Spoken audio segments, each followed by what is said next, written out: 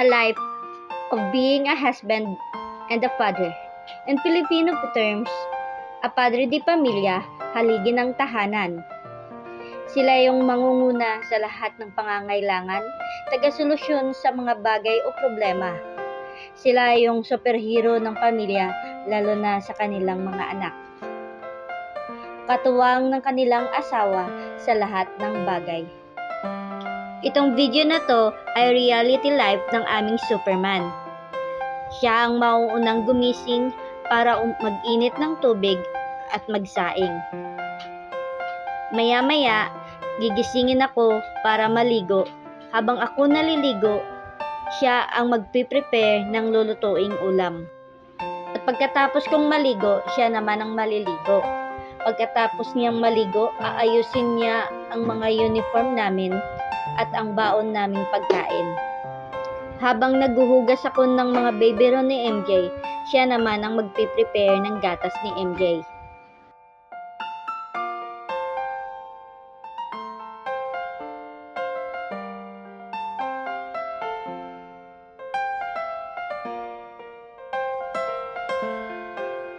Sasabayan ako sa pagkape para makapag-usap din kami kahit papano. Pagkatapos magkape, maghuhugas ng pinagamitan namin para wala nang iisipin si mama na hugasin habang kami nasa trabaho. Magpapaalam na kami sa munting prinsesa namin na ubod ng cute.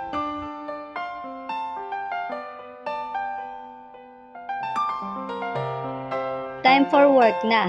A new day, a new challenge. Have a nice day. 12 hours later. Thanks God, we've done our work and we are safe. After work, may nakaabang na naman sa pinto namin.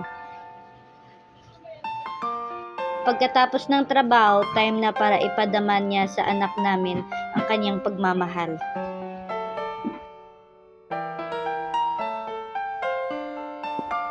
Makikipag-banding at sabay-sabay maghahaponan. Habang pinaliliguan ko si MJ, siya naman ang naghuhugas ng pinagkainan namin.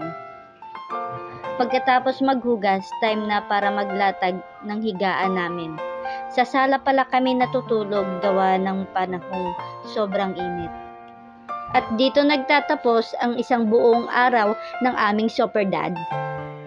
Happy Father's Day!